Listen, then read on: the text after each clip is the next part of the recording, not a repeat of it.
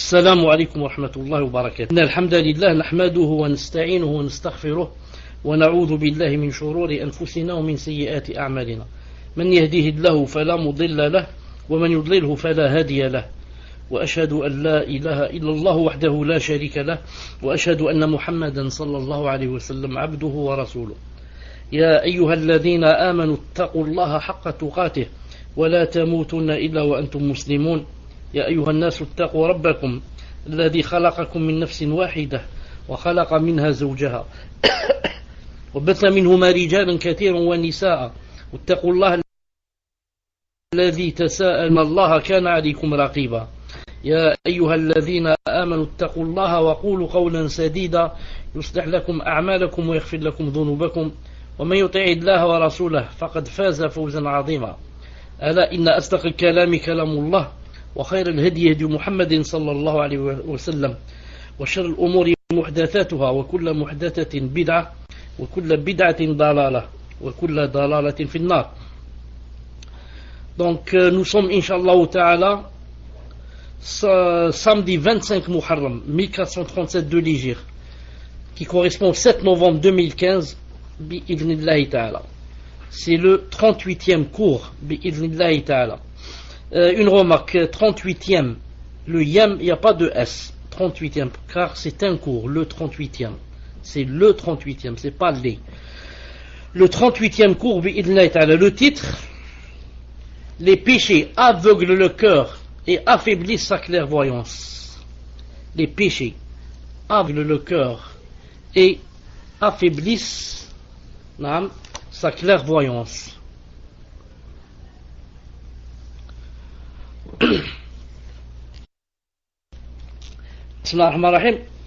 Les péchés aveuglent le cœur et même s'ils ne l'aveuglent pas, ils affaiblissent nécessairement sa clairvoyance. Il a précédé, on l'a dit déjà, qu'ils affaiblissaient inévitablement le cœur, les péchés. Là. Et si le cœur est aveuglé et qu'il faiblit, il ne peut connaître la guidée. Et il est trop fait pour l'appliquer à lui-même et encore moins à autrui. Et ce, en fonction de la faiblesse de sa clairvoyance et de sa force. Une seconde, Inch'Allah Ta'ala, téléphone. Assalamu alaikum, est-ce que vous m'entendez? Il a été précédé que les péchés affaiblissaient inévitablement le cœur. Et si maintenant le cœur est aveuglé et qu'il faiblit, alors il ne peut connaître la guidée. Et il est trop fait pour l'appliquer à lui-même. Qu'en est-il, yani appliquer la guidée à autrui? Et ce, en fonction de la faiblesse de sa clairvoyance. Ceci, car la perfection humaine gravite autour de deux choses. La perfection humaine, pour quelqu'un soit parfait, ça gravite autour de deux choses. La première, la distinction de la vérité du faux. Avoir, Allah Ta'ala t'a donné la distinction de la vérité du faux. C'est la première. La deuxième, la préférence donnée au premier. La préférence donnée à la distinction de la vérité du faux. Car ça ne suffit pas que tu sois une personne qui peut distinguer entre la vérité et le faux. Si quoi? Si tu ne donnes pas préférence à la vérité sur le faux. Donc à quoi ça te sert que tu saches que cette chose est vraie et que cette chose est batel si maintenant tu fais le batel? Mais il faudrait que tu donnes la préférence à la vérité. Il dit: les degrés divers des gens auprès d'Allah Azza wa Jal en ce bas monde et dans l'au-delà sont en fonction de leur rang en ces deux choses. En ces deux choses que je viens de citer, c'est-à-dire la distinction de la vérité du faux et deuxièmement la force et deuxièmement le fait de choisir la vérité au faux. Donc il dit en fonction de leur rang en ces deux choses dont Allah Azza wa Jal a fait l'éloge chez ses prophètes. Lorsqu'Allah Azza wa Jal a dit dans le Coran, Surat Sad, verset 45, verset 45-46, lorsqu'il a dit واذكر عبادنا إبراهيم وإسحاق ويعقوب أولي الأيدي والأبصار. Je répète, واذكر عبادنا إبراهيم وإسحاق ويعقوب أولي الأيدي والأبصار. Et rappelle-toi, Ibrahim, Ishaq et Yaqub, Taïb, qu'est-ce qu'ils ont? C'est quoi les éloges? Nos serviteurs puissants et clairvoyants. Nos serviteurs puissants et clairvoyants. Donc, il leur a fait l'éloge en deux qualités. En deux qualités. Qu'est-ce qu'ils sont et qu'est-ce qu'ils ont? Ils sont puissants lorsqu'il a dit Ulil Aidi. Donc, puissants. Ça désigne ceux qui sont forts dans la réalisation de la vérité. Donc, ce n'est pas seulement ils connaissent la vérité, mais ils sont forts dans sa réalisation. Donc, ils sont puissants. Et clairvoyants, ou l'absar, il a dit Ulil Aidi ou l'absar, ça veut dire ceux qui sont clairvoyants en leur religion. Donc, rappelle-toi, Abraham, Ishaq et Yaqub, nos serviteurs, qu'est-ce qu'ils ont? Ils ont deux qualités. Ils sont puissants et clairvoyants. Clairvoyants, ils connaissent la vérité du faux, la sunna, de la bid'a, la guidée, de la perdition. Donc ils sont clairvoyants, masha'Allah.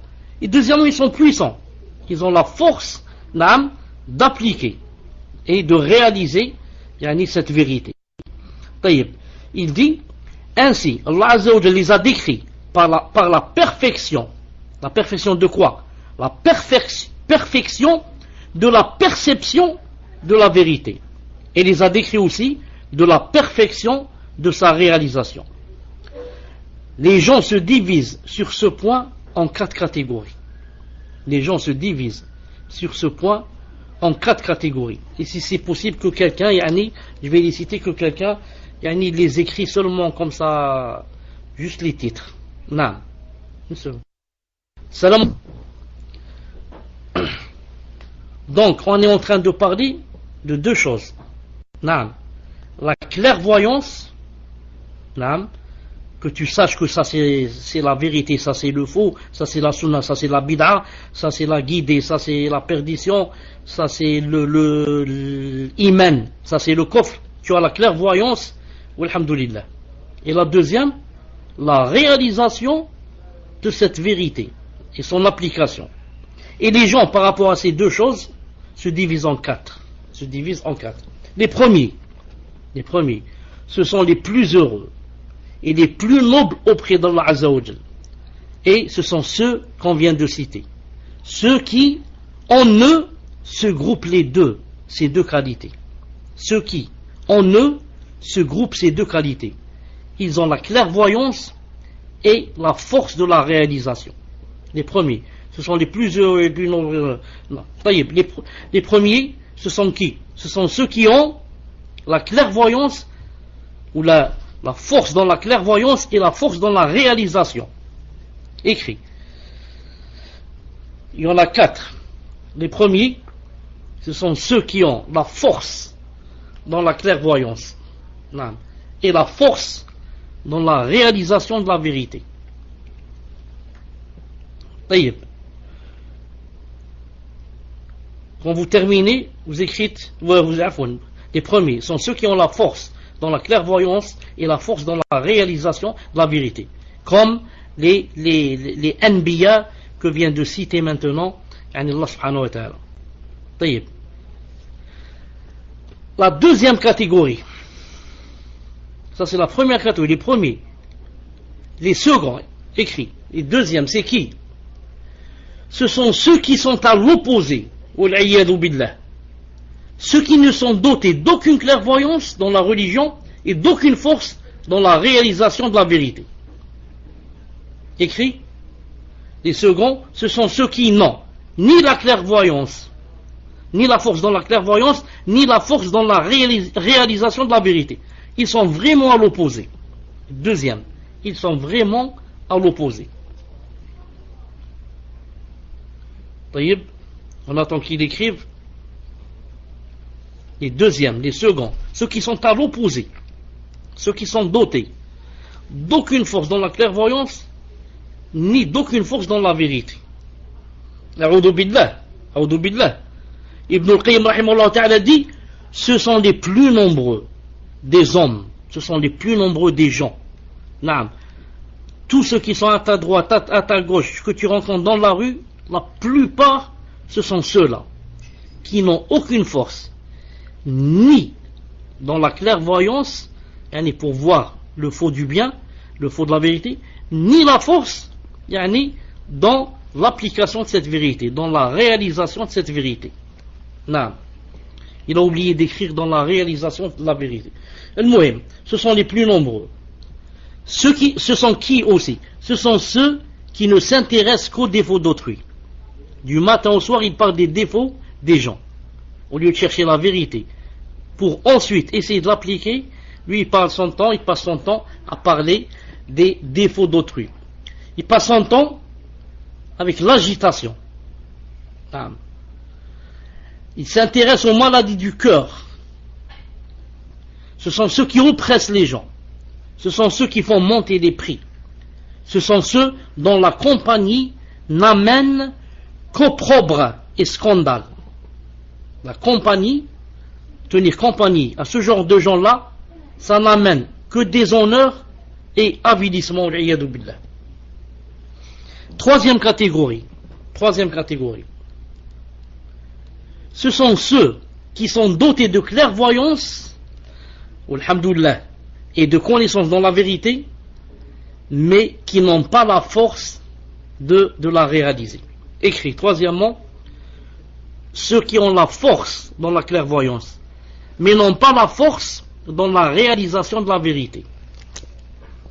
Ce sont ceux, donc, qui ont la clairvoyance et la connaissance de la vérité, mais n'ont pas la force de la réaliser.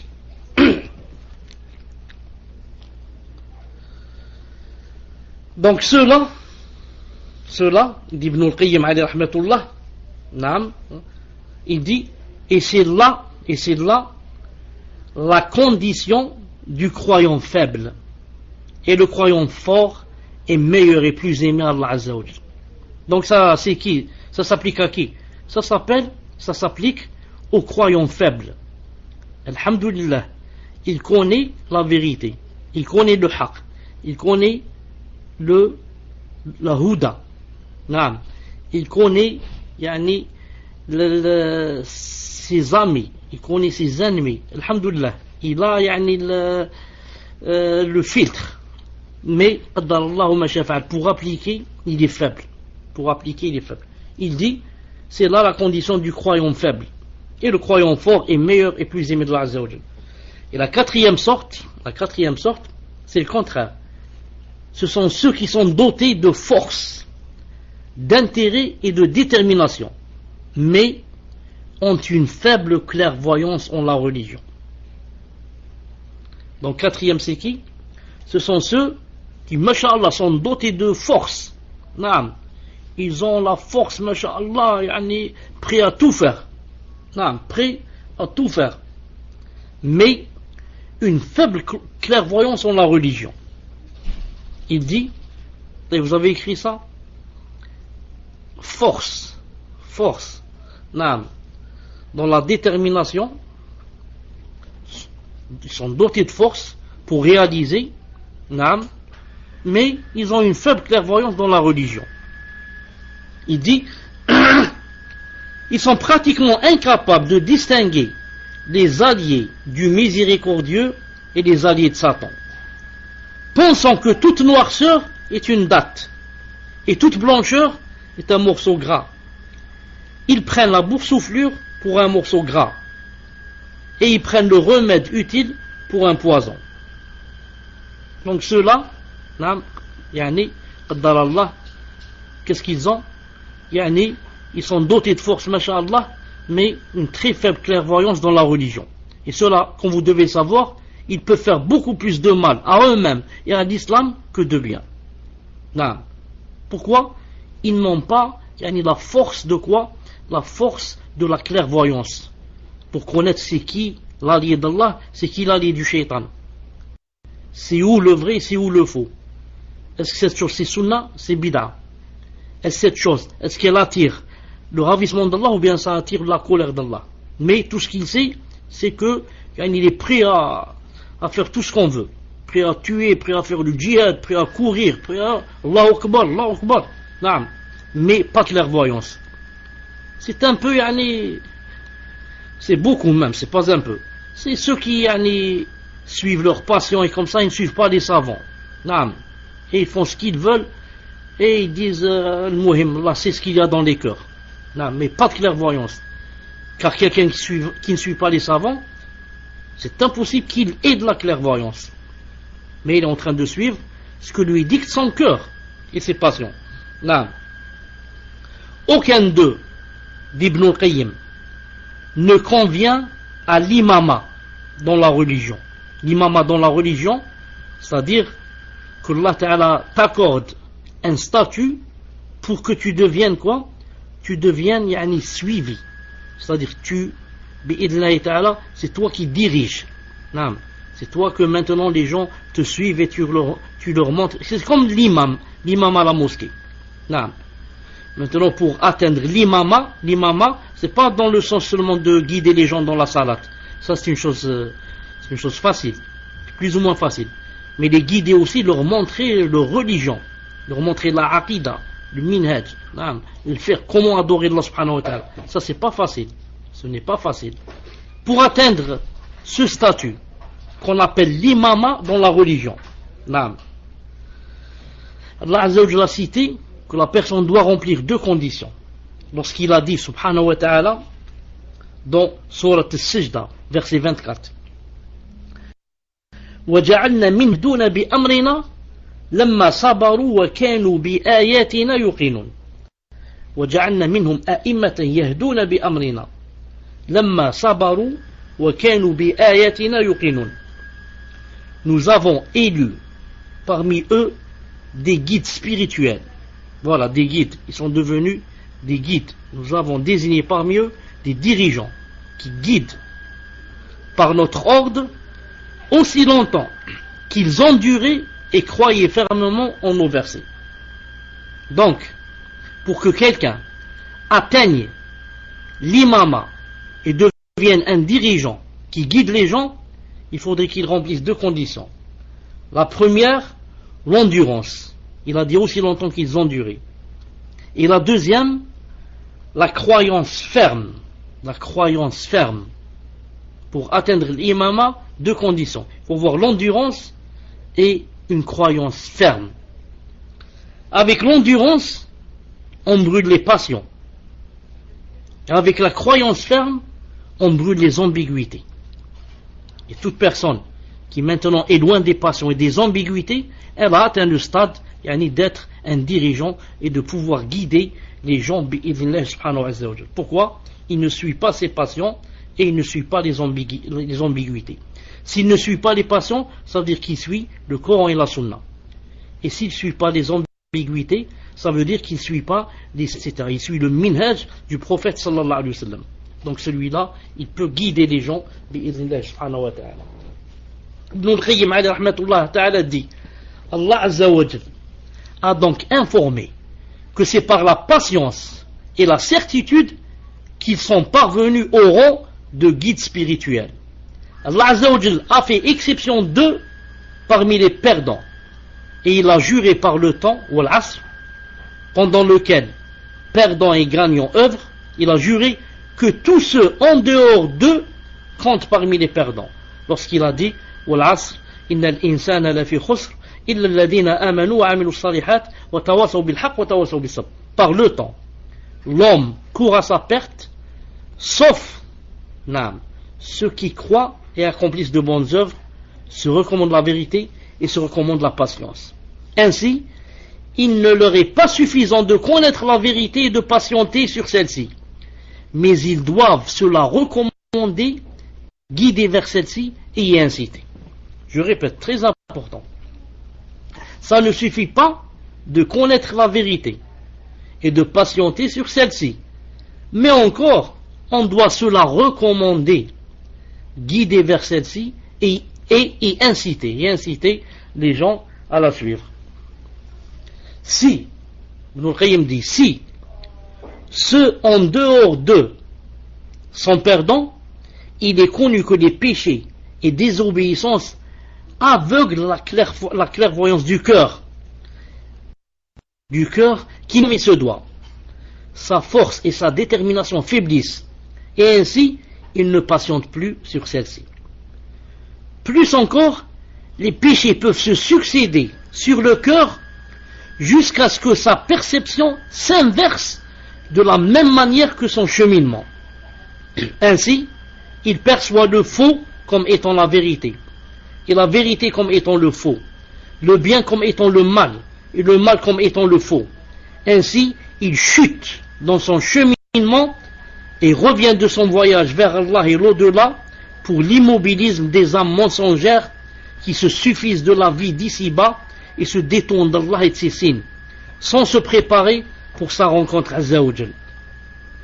Il dit, si les péchés n'entraînaient pour châtiment que celui-ci, cela suffirait pour les délaisser et s'en éloigner.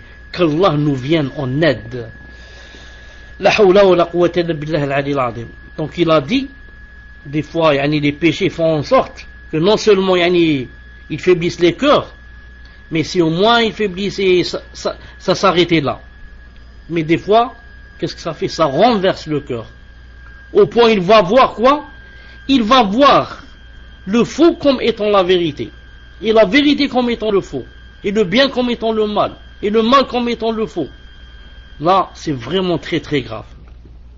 Car il est possible que la personne faiblisse, et nous tous on faiblit. Mais alhamdoulilah, dans mon cœur, il y a toujours la vérité, vérité, et le faux est faux. La sunna est sunna, la bid'a est bid'a. Naam. Mais si maintenant, ça se renverse, les choses se renversent, et, car le cœur s'est renversé. Trop de péchés. C'est pas beaucoup de péchés, trop de péchés. Il est tout noir, il s'est renversé. Là, c'est vraiment très grave. Là, c'est vraiment très grave. Qu'Allah Ta'ala nous préserve. Et il y a des gens qui sont comme ça. Il y a des gens... et ce qui est grave, c'est quoi? C'est que ces gens étaient peut-être masha'Allah. Ensuite, ils se sont renversés. Tu t'étonnes, tu dis subhanallah. Celui-là, il est devenu comme ça. Oui, il est devenu comme ça. Oui. Non. Ne t'étonne pas, ne t'étonne pas. Et le contraire aussi est vrai. Pourquoi il était vraiment dans le plus profond du gouffre. Et il est sorti. Et Allah Ta'ala l'a fait sortir. Tu t'étonnes, hein? Tu dis, celui-là, subhanallah, il a fait tauba. Celui-là. Non, tu croyais que c'est pas le genre qui fait tauba, celui-là. Celui-là, il a fait tauba, oui, il a fait tauba. Il est masha'Allah. Mais le contraire aussi est vrai. Celui-là qui était vraiment masha'Allah a chuté au plus profond du gouffre. Que Allah Ta'ala nous préserve. De la même manière que l'obéissance à Allah Azza wa Jal, écoutez bien ce que font les péchés. De la même manière que l'obéissance à Allah Azza wa Jal illumine, éclaire, polit, renforce et affermit le cœur au point qu'il devienne comme le miroir poli dans sa brillance et sa limpidité et se remplisse de lumière. Lorsque Satan s'en approche, il est atteint par sa lumière, comme le démon qui cherche à écouter au ciel, et il est frappé par un météore transperçant. Alors il dit, Satan est plus effrayé par ce cœur plein de lumière. Satan est plus effrayé par ce cœur que le loup ne craint le lion. Et celui qui possède un cœur comme ça illuminé, terrasse Satan qui tombe bien vite. Puis les démons se rassemblent autour de lui. Et ils disent à ce démon qui vient de tomber, qu'est-ce qui lui est arrivé? On le répond, il a été frappé par un être humain. Il a été atteint par le regard d'un homme. Allahu Akbar. Comme Shaitan donne a aussi un mauvais regard, on est atteint par le mauvais œil, comme les êtres humains et les shayatins ont aussi cela. Les êtres humains, quand certains, ceux qui ont des cœurs illuminés, des cœurs vraiment limpides, qui brillent par la lumière de la sunna, de la science, de la lumière qui vient d'Allah subhanahu wa ta'ala, il a dit ici, l'être humain peut frapper un shaitan et le faire tomber par terre. Non. Ensuite, quand les démons se groupent autour de lui, pour chercher qu'est-ce qu'il a fait tomber, on leur répond, il a été frappé par un être humain. Il a été atteint par le regard d'un homme. Ensuite, il a cité aussi un poème où il dit, un regard émanant d'un cœur libre et illuminé, qui brûle pratiquement Satan de par sa lumière.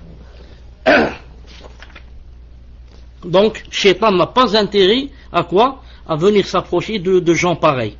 Shaitan a intérêt à aller vers les gens qui font les péchés, ou du moins vers les croyants, mais ceux qui sont faibles, pas ceux qui ont atteint ce degré.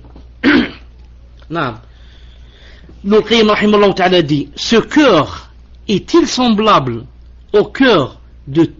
Écoutez bien, ce cœur est-il semblable au cœur dont tous les recoins sont ténèbres, dont les passions sont diverses, que Satan a pris comme lieu et demeure, et qui au matin le salue et lui dit, j'ai été remplacé par un compagnon qui ne réussira ni en cette vie ni en l'au-delà. Ensuite, il a cité un poème. Il est ton compagnon en cette vie et après la résurrection. Tu es mon compagnon en tout lieu. Si tu es dans la demeure du malheur, toi et moi sommes ensemble dans le malheur et le déshonneur. Allah Azza wa Jalla a dit, وَمَنْ يَعْشُ عَنْ ذِكْرِ الرَّحْمَنِ نُقَيِّدْ لَهُ شَيْطَانًا فَهُوَ لَهُ قَارِنٌ وَإِنَّهُمْ لَيَصُدُّونَهُمْ عَنِ السَّبِيلِ وَيَحْسَبُونَ أَنَّهُمْ مُهْتَدُونَ حتى إذا جاءنا قال يا ليت بيني وبينك بعد المشرقين فبئس القارين ولن ينفعكم اليوم إذ ظلمتم أنكم في العذاب مشتركون. الزخرف 36-39. Écoutez bien ce qu'Allah subhanahu wa ta'ala a dit. Écoutez bien ce verset, ce qu'Allah ta'ala a dit. Et quiconque s'aveugle et s'écarte du rappel du tout miséricordieux, alors châtiment c'est quoi? Nous lui désignons un diable qui devient son compagnon inséparable. Et les diables détournent certes les hommes du droit chemin, tandis que ceux-ci croient être bien guidés. Et enfin, lorsqu'on va mourir, lorsque cet homme vient à nous, il dira à son démon, hélas, que n'y a-t-il entre toi et moi la distance entre les deux orients? Quel mauvais compagnon que tu es. Allah Ta'ala a dit, il ne vous profitera point ce jour-là, du moment que vous avez été injuste, que vous soyez associés dans le châtiment.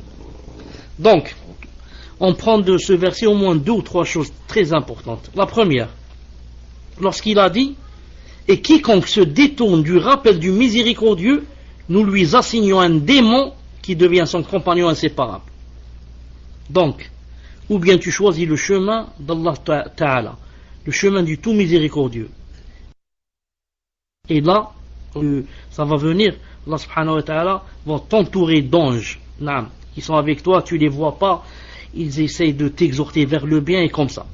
Ou bien alors tu choisis le chemin du démon et de Satan, les chemins qui attirent la colère d'Allah subhanahu wa ta'ala. Alors il a promis Allah subhanahu wa ta'ala que quoi? Que nous allons lui assigner un démon qui deviendra son compagnon inséparable. Donc un démon qui sera collé à chaque personne qui n'a pas voulu suivre le chemin du tout miséricordieux, très miséricordieux. Ça c'est la première des choses. La deuxième, il a dit, et ces démons, qu'est-ce qu'ils font? Qu'est-ce qu'il fait ce démon? Il va te tenir compagnie pour te faire plaisir. Il a dit, il leur obstrue le droit chemin. Il leur obstrue le droit chemin, et ainsi, ils vont penser être bien guidés. Non. Il a dit dans le verset ici, ils les détournent du vrai chemin. Et leur font croire qu'ils sont sur le vrai chemin.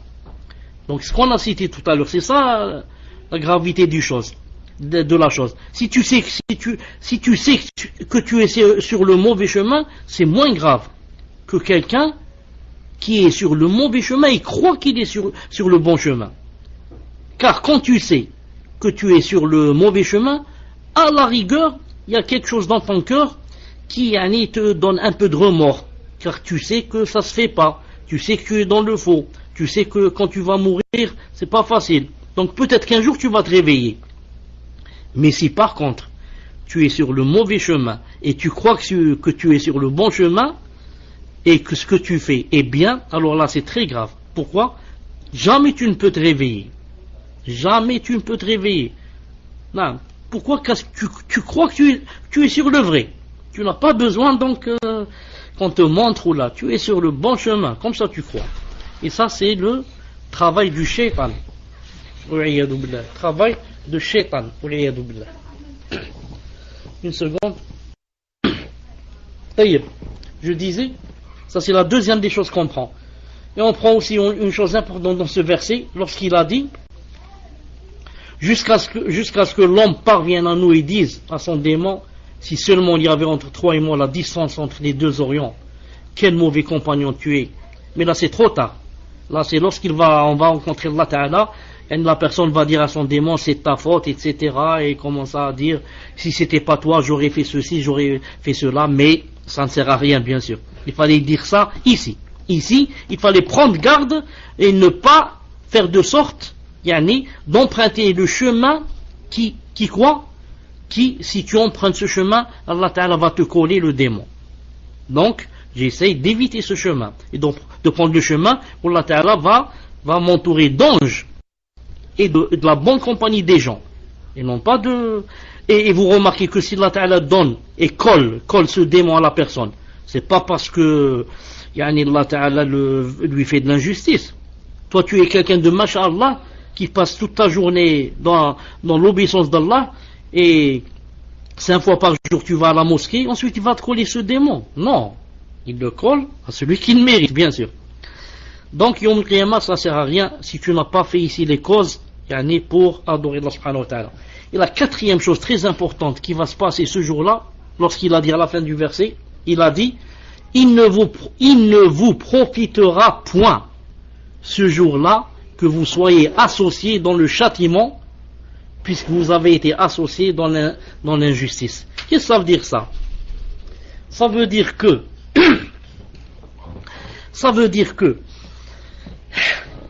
Yom al-Qiyamah, quand on va rencontrer Allah subhanahu wa ta'ala, et qu'il va jeter en enfer ces gens-là, et ceux qui ont suivi le shaitan, etc. Allah Ta'ala te dit dès maintenant, c'est pas la peine que tu crois que ce jour-là, pour te réconforter, tu vas dire Alhamdulillah, je ne suis pas le seul en enfer. Même le démon a été jeté avec moi en enfer, et Alhamdulillah, en enfer, on est nombreux, donc ça va diminuer de ma tristesse et ça va me réconforter un peu. C'est comme ça que les gens disent dans cette vie. Ça, si un malheur t'arrive, tu demandes toujours est-ce que ce malheur est arrivé à d'autres? Quand on dit, on va dire oui, X, Y ont aussi cette chose. Tu vas dire alhamdoulilah, je ne suis pas le seul. C'est comme si quelqu'un est atteint d'un cancer. Ensuite on lui dit X aussi, Y, Z, ton voisin, ton cousin, tous ont le cancer. Ça va te réconforter un peu. Tu dis alhamdoulilah, je ne suis pas le seul. Ou alors tu vas voir le résultat du baccalauréat. Tu trouves que tu n'as pas gagné, mais c'est pas toi le seul. X, Y, tes amis que tu connais qui sont plus forts que toi, et ils n'ont pas eu le bac. Donc ça te réconforte un peu. Dis alhamdoulilah, je ne suis pas le seul. Et comme ça. Mais ça, Allah Ta'ala t'avertit, il te dit ça, il y a seulement dans la dunya, il n'y a pas dans l'au-delà. Dans l'au-delà, tu voudrais donner ton père pour qu'il aille en enfer à ta place. Et tu voudrais donner tes enfants et ta femme et ta mère, si c'est possible, les jeter pour que toi, tu n'ailles pas en enfer. Il n'y a pas, alhamdoulilah, je ne suis pas seul en enfer, on est tous là, il y a mes amis, il y a les X et Y qui sont là, donc ça me réconforte. Non, il n'y a pas ça. Allah Ta'ala dit dans le Coran, et il a dit, remets le verset, jazakallahu khairan. Il ne vous profitera point ce jour-là que vous soyez associés dans le châtiment, puisque vous avez été associés dans l'injustice. Comme vous avez été ici injuste, il ne vous profitera point ce jour-là, du moment que vous avez été injuste, que vous soyez associés dans le châtiment. Ça ne te profitera ce jour-là en rien. En rien. Ibn al-Qayyim dit, Allah Azza wa Jal, a informé, attendez comment il a dit ça, Allah Azza wa Jal a informé du fait que celui qui se détourne et s'écarte de son rappel, qui est son livre, qu'il a révélé à son messager, il s'est détourné de sa clairvoyance, se détournera de sa compréhension, de sa méditation, de la connaissance de ce qu'Allah a voulu de lui, alors Allah lui a assigné un démon, un châtiment pour s'être détourné de son livre. Il est donc son compagnon qui ne le quitte jamais. Shaytana, il est son compagnon qui ne se quitte jamais, qu'il soit résident ou voyageur. Il est son maître. Il est son maître, son clan. Et quel mauvais maître et clan. C'est là citer un poème. Comme deux frères allaités par le sein d'une même mère, et qui, dans la nuit noire, auraient fait le serment de ne plus jamais se quitter. Ibn al-Qayyim dit, puis, écoutez bien, puis, il a informé du fait que Satan obstrue à son compagnon le chemin menant à Allah et à son paradis, alors que cet égaré pense qu'il est sur la voie de la guidée. Ceci, jusqu'au jour de la résurrection. Un des compagnons va dire à l'autre, si seulement il y avait entre moi et toi la distance séparant les deux orients. Ah, si seulement on était vraiment loin l'un de l'autre. Mais on était très proches, très proches. Tu m'as eu. Quel mauvais compagnon tu fus pour moi en ce bas monde. Tu m'as égaré de la guidée après qu'elle me soit parvenue. Tu m'as obstrué le chemin de la vérité et tu m'as fourvoyé jusqu'à ce que je périsse. Quel mauvais compagnon tu es pour moi aujourd'hui. Ibn al-Qayyim continue. Et puisque, lorsque quelqu'un est associé au malheur, ce qu'on a cité tout à l'heure, que quand vous serez nombreux ou pas en enfer, ça ne sert à rien. Il dit, et puisque, lorsque quelqu'un est associé au malheur, cela entraîne une forme de réconfort et d'atténuation. Allah a informé du fait que cela ne se produit pas pour ceux qui sont associés dans le châtiment Yawm al-Qiyamah. On n'éprouve aucun repos et aucune joie à voir son compagnon châtié avec soi. Même si on se bat monde, lorsque les fléaux frappent tout le monde, il existe une forme de consolation. Naam. Vous vous rappelez des 3 sahaba qui n'ont pas été à la bataille de Tabouk? Le premier, Ka'b ibn Malik, quand il n'est pas parti. Ensuite, naam, il a su que c'était grave. Qu'est-ce qu'il a dit? La première question il a posée, il a dit, est-ce qu'il y a des gens aussi qui sont dans le même cas que moi, qui ne sont pas partis? On lui a dit, naam, il y a Hilal ibn Kada et Kada X Murara, ibn Murara, naam, les 3 compagnons. Ah, pourquoi il a cherché? Pour savoir, il dit, au moins je ne suis pas le seul, hein? Même si c'est grave ce que j'ai fait, mais au moins je ne suis pas le seul. Il y a 2 autres sahabis avec moi, alhamdoulilah. Donc il y a toujours consolation. Mais Allah Ta'ala dit, non, ça c'est dans la dunya, Yawm al-Qiyamah. Il n'y a pas consolation, même si on te ramène tout le monde et on va mettre tout dans l'enfer. Consolation, si toi tu n'allais pas en enfer. Mais tant que tu y vas, c'est très grave. Et le fait qu'on mette tout le monde avec toi en enfer, ça va ne te réconforter en rien. Donc il a dit, c'est comme lorsque les fléaux frappent tout le monde, alors il existe une forme de consolation. Comme l'a dit Al-Khansa, la poète très connue. Elle a dit de son frère Sakhr, lorsqu'on lui a dit qu'il était mort. Qu'est-ce qu'elle a dit? Écoutez bien. Si ce n'était le grand nombre autour de moi, de ceux qui pleurent leur frère, je me serais suicidé. Vous avez compris? S'il n'y avait pas ce grand nombre autour de moi de gens qui aussi pleurent leurs frères qui sont morts, je me serais suicidé. Elle a dit, il ne pleure pas de semblable à mon frère. Je sais que mon frère est mieux que leur frère. Il ne pleure pas de semblable à mon frère. Mais de les voir pleurer ainsi allège mon chagrin.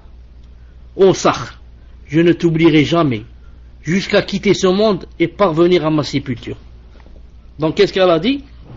Le fait que tous ces gens pleurent, naam, elle a dit, ça n'allège pas mon chagrin. Il ne pleure pas, mon frère, mais de vous pleurer ainsi, allège mon chagrin, afouane, allège. Même si elle sait quoi, elle dit que ces gens-là, non. Mais le fait quand même de les voir pleurer, ça allège mon chagrin, alhamdoulilah. Les péchés, non. Enfin, il dit, Allah Azza wa Jal a privé les habitants de l'enfer de ce peu de consolation. Ainsi il dit, il ne vous profitera point ce jour-là que vous soyez associés dans le châtiment, puisque vous avez été associés dans l'injustice. 49e. Attendez, si c'est long, on laisse pour le prochain. Oh, c'est long. Les péchés sont des renforts donnés à l'ennemi. Les péchés sont des renforts donnés à l'ennemi.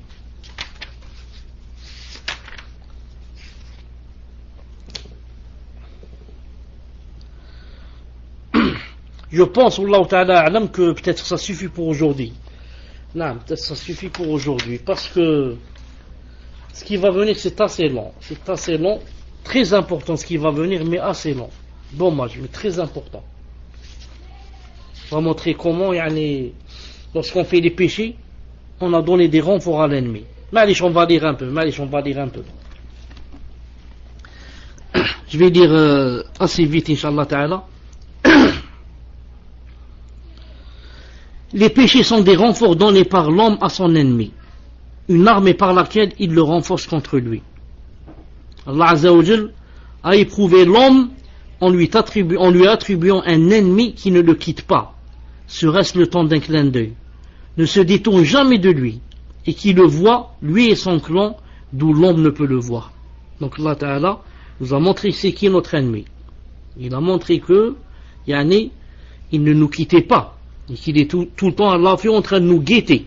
Quand est-ce qu'on se trompe, pour nous faire tomber, quand est-ce qu'on faiblit, etc., pour nous faire chuter. Il a dit, il lui a donné quelque chose, un avantage que quoi?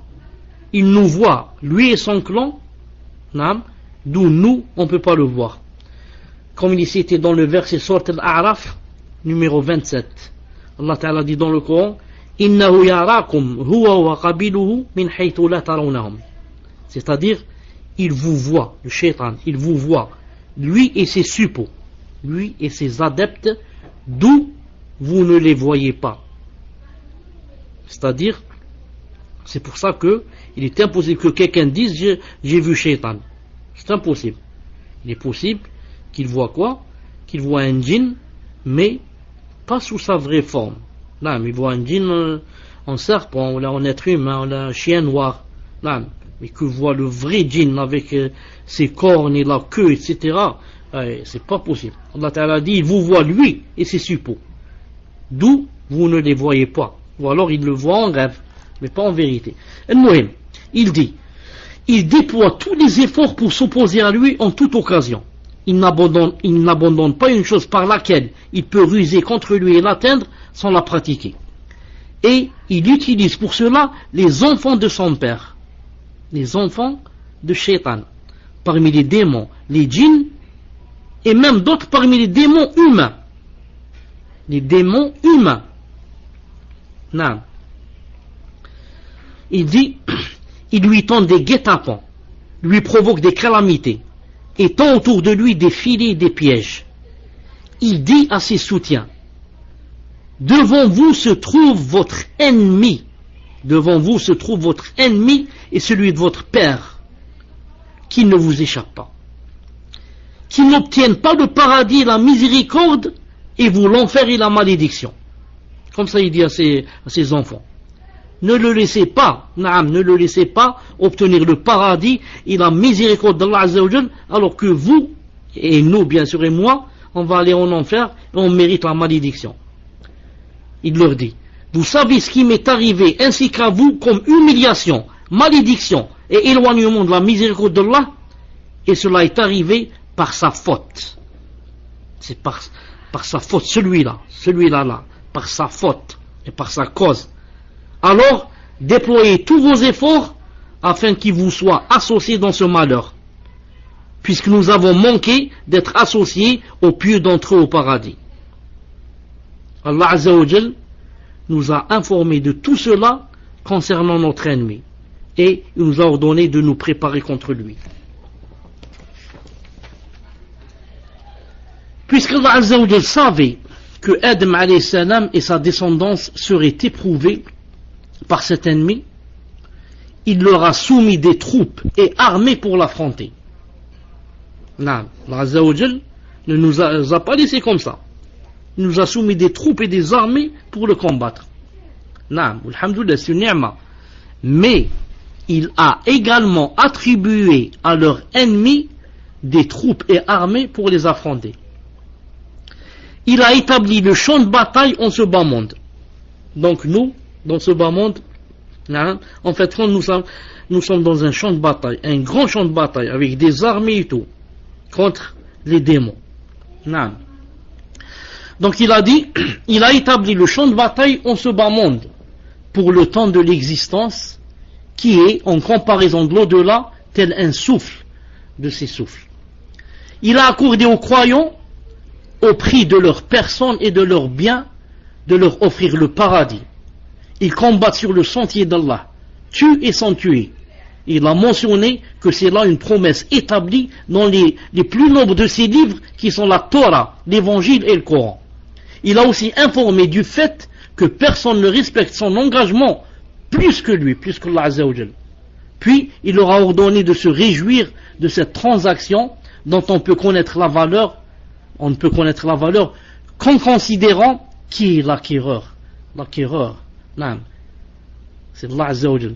Quel est le prix payé pour cette marchandise? Et à qui s'applique ce contrat? Existe-t-il une réussite plus grande que celle-ci? Existe-t-il un commerce plus profitable que celui-ci? Allah Azza wa Jal a appuyé cela en disant: Ya ayyuhalladhina amanu, hal adullukum ala tijaratin tunjikum min adabin alim, tu'minuna billahi wa rasulih, wa tujahiduna fi sabilillah bi amwalikum wa anfusikum, dhalikum khayrun lakum in kuntum ta'lamun, yaghfir lakum dhunubakum wa yudkhilkum jannatin tajri min tahtiha al-anhar wa masakin tayyibatan fi jannati 'adn, dhalika al-fawz al-'azim. وأخرى تحبونها نصر من الله وفتح قريب. Donc sourate As-Saff 10-13. Ô vous les croyants, vous indiquerai-je un commerce qui vous sauvera d'un châtiment douloureux. Vous croyez en Allah et en son messager, et vous combattez avec vos biens et vos personnes dans le chemin d'Allah, et cela vous est bien meilleur si vous saviez. Résultat, il vous pardonnera vos péchés et vous fera entrer dans des jardins sous lesquels coulent des ruisseaux et dans des demeures agréables dans des jardins d'Éden. Voici l'énorme succès. Et il vous accordera d'autres choses encore que vous aimez bien. Un secours venant d'Allah et une victoire prochaine. Et annonce la bonne nouvelle aux croyants. Vous avez remarqué, il a dit, ô vous qui avez cru, vous indiquerai-je un commerce qui vous sauvera. C'est un commerce entre toi et Allah subhanahu wa ta'ala. Et il y a la marchandise. Non, la marchandise c'est quoi? C'est le paradis. Ala inna sil'at Allah ghaliya, ala inna sil'at Allah al-jannah, comme il a dit une fois, alayhi salam. Il a dit, n'est-ce pas que la marchandise d'Allah est chère? Ensuite il a dit, la marchandise d'Allah c'est le paradis. Donc il y a un commerce entre nous et Allah subhanahu wa ta'ala. Où tu dois quoi? Vendre, il a dit ici quoi? Tes personnes, ta personne et tes biens. Des fois tu vends ta personne en mourant, et des fois c'est tes biens, ton argent, ta maison, tes montures, tes chevaux, tu les donnes, subhanahu wa jal. Sans toutefois oublier que le djihad, c'est pas seulement le djihad d'aller tuer l'ennemi, et c'est d'abord le djihad au shaitan qui est tout le temps avec toi. Quant à l'autre, tu le rencontres peut-être une fois dans ta vie. Mais le grand shaitan qui est là collé à toi tout le temps, qui t'entoure, lui, c'est ses adeptes, ses suppôts. Et le djihad du nafs, comme a dit le prophète sallallahu alayhi wa sallam, dans le hadith sahih. Naam, le djihad du nafs, comme dans le verset. Allah Ta'ala a dit, وَالَّذِينَ جَاهَدُوا فِينَا لَنَهْدِيَنَّهُمْ سُبُولَنَا. Il a dit, alayhi sallam, dans un hadith rapporté par Ahmed, il a dit sahih, il a dit, المجاهد من جاهد نفسه في ذات الله. المجاهد c'est qui? Celui qui fait le djihad à son nafs. Naam. Il a dit, le muhajiru, c'est celui qui yahjur yani sayyi'at. Naam. Le muhajir, c'est celui qui exile et s'éloigne des péchés. Allah Azza wa Jal n'a pas soumis cet ennemi à son serviteur croyant, qui est pourtant le plus aimé de ses créatures, pour l'unique raison que le djihad est la chose qu'il aime le plus, et que ses adeptes sont ceux qui disposent auprès de lui des plus hauts degrés, et qui sont les plus proches de lui. C'est pas seulement pour cela. Allah établit cette guerre entre nous et ces shayatines en ce qui est l'essence de ces créatures, le cœur, qui est le lieu de sa connaissance d'Allah Azza wa Jal, de son amour, sa servitude, la sincérité, la confiance et de la repentance qu'on lui voue. Il lui a donc confié l'étendard de cette guerre et l'a soutenu par une armée d'anges qui ne le quittent jamais. Allah Ta'ala dit له معقبات من بين يديه ومن خلفه يحفظونه من أمر الله. Al-Ra'd 11, c'est-à-dire l'homme bien sûr c'est l'être humain, a autour de lui des anges qui se relaient et qui veillent sur lui par ordre d'Allah. Ce qu'on a dit tout à l'heure. Donc choisis, ou bien que Allah Ta'ala te colle un démon billah, qui ne te quitte jamais, ou bien des anges qui se relaient. Non. Il dit ici, il se relaie. Il dit, Ibn al-Qayyim rahimahullah ta'ala dit, il se relaie, et à chaque fois qu'un groupe part, un autre groupe arrive. À chaque fois qu'un groupe part, un autre groupe d'anges arrive. Il le renforce, lui commande le bien, il l'incite à faire le bien, lui promettant la générosité d'Allah et le soutiennent et lui disent il n'est question que de patienter un instant et tu vas te reposer ensuite pour l'éternité. Est-ce que vous m'entendez? Vous m'entendez? Alhamdulillah. Une seconde.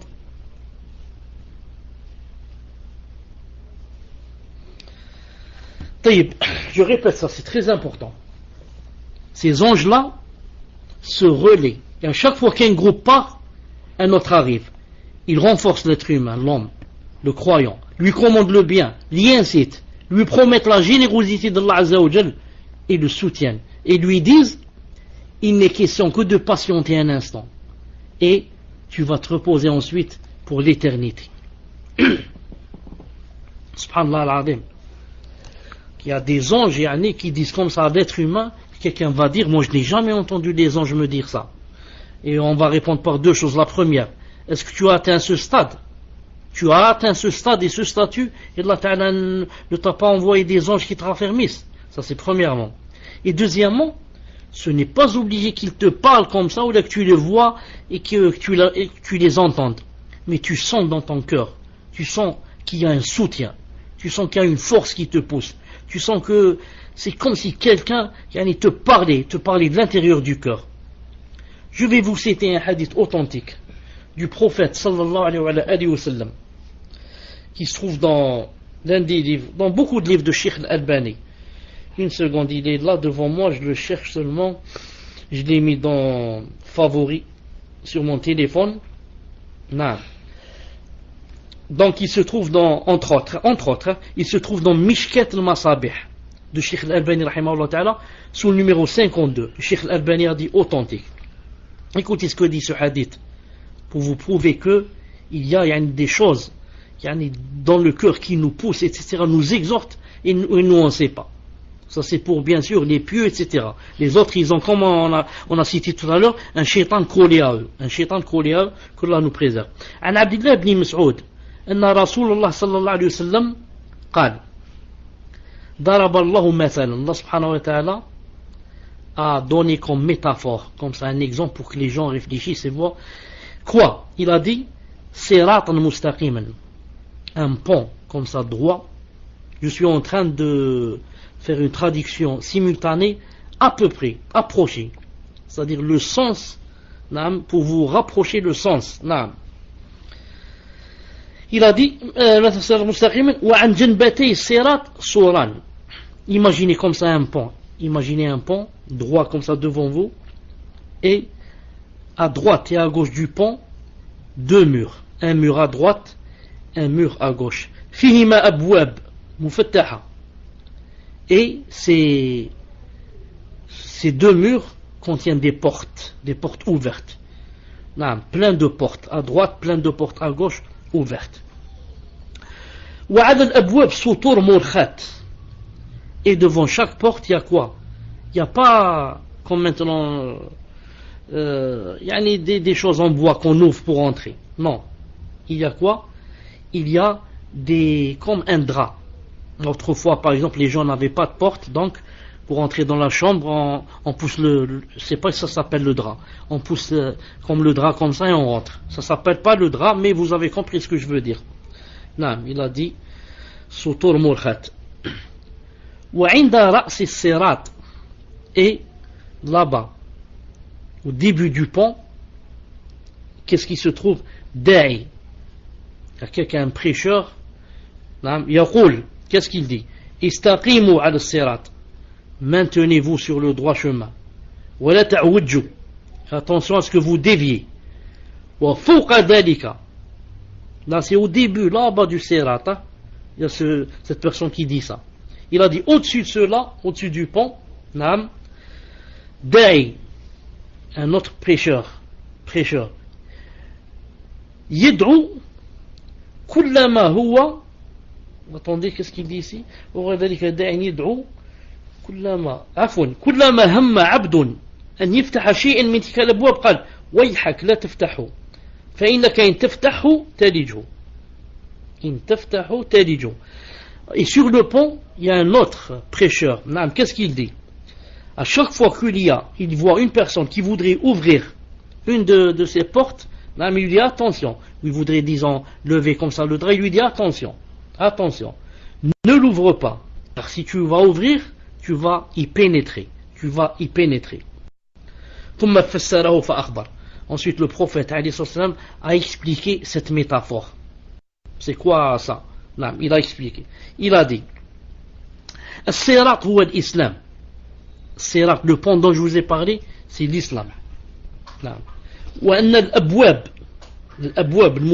المفتحة, et les portes qui sont ouvertes, qu'on a vu à droite et à gauche sur les deux murs, il a dit c'est quoi? C'est maharim Allah.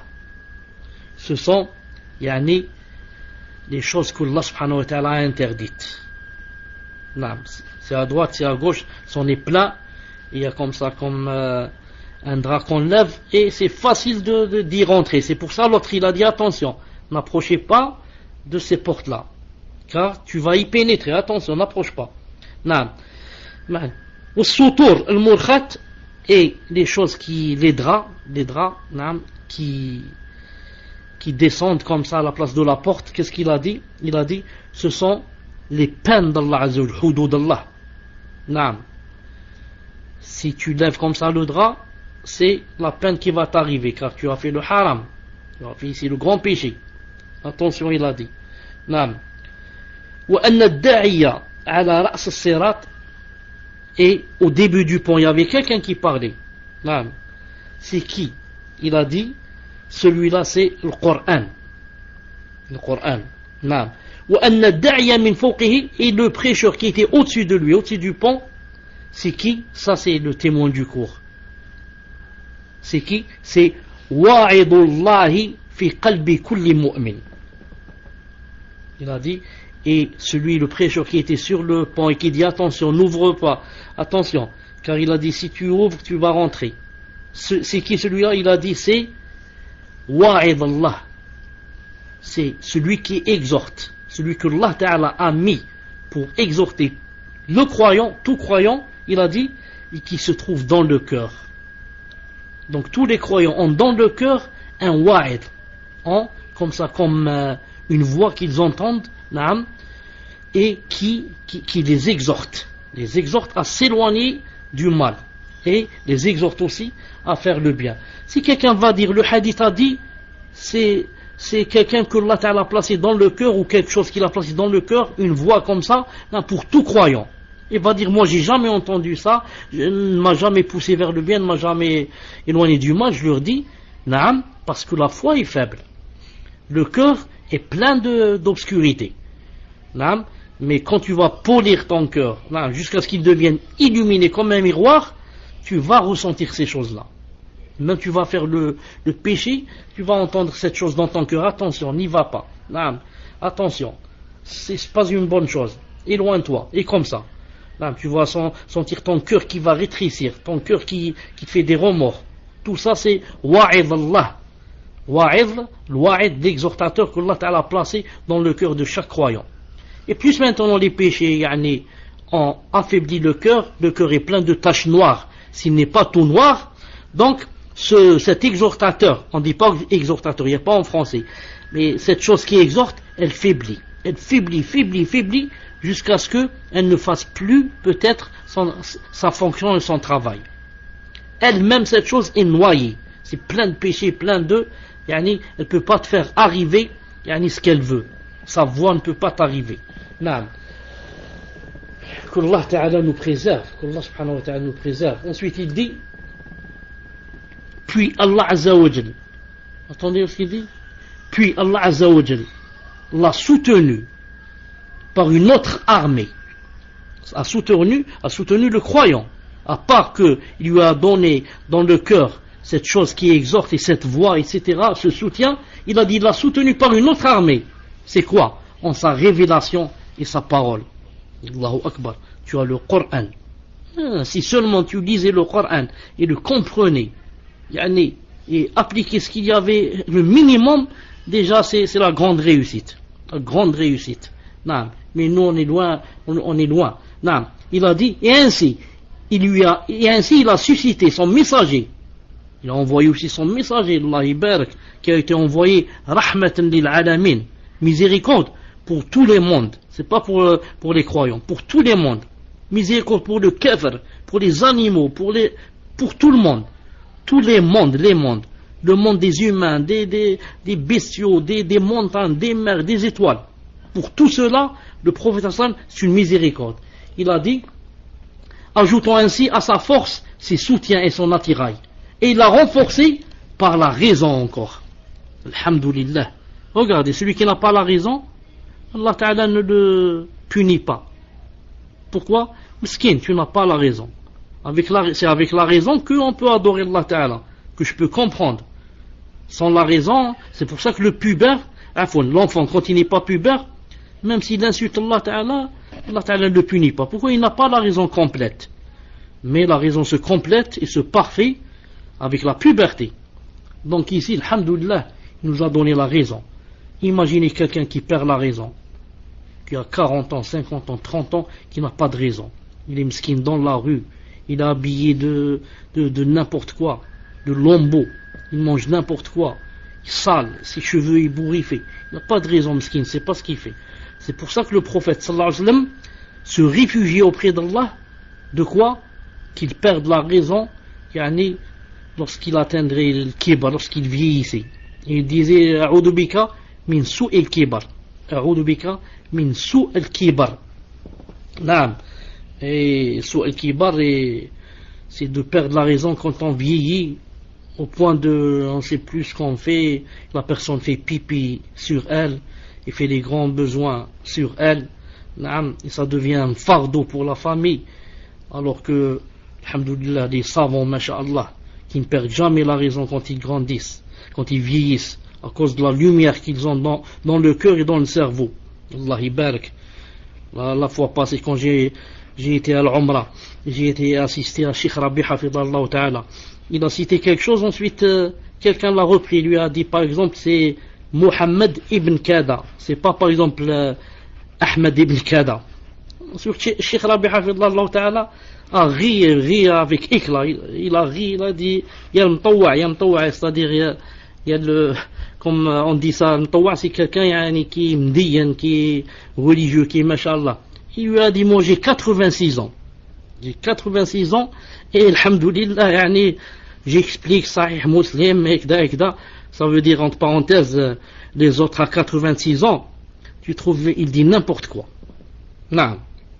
Celui qui n'est pas dans le din, à 86 ans, qu'est-ce qu'il te dit? Il te dit, va m'acheter des bonbons, hein, va m'acheter des jouets, va m'acheter je ne sais quoi, la cigarette. Non, mais il commence à dire n'importe quoi. Il lui a dit, moi, 86 ans, et j'ai dit Ahmed au lieu de Mohamed, ça veut dire, c'est vraiment, vraiment, vraiment pas grave. 86 ans. Il a ri, il a commencé à rire, vraiment, à rire, vraiment, de son cœur, comme on dit. Ici, il dit, ensuite, il t'a soutenu en t'ajoutant quoi? En t'ajoutant, il t'a renforcé par la raison, qui pour lui, pour la personne, tel un ministre et gestionnaire, par la connaissance qui le conseille, par la foi qui le renforce, le soutien et le secours et la certitude, alhamdoulilah, qui lui révèle la réalité des choses au point qu'il agit comme s'il voyait ce que Allah Ta'ala a promis à ses alliés et sont partis pour avoir combattu ses ennemis. Ainsi, la raison administre son armée. La connaissance met en place des techniques militaires qui conviennent.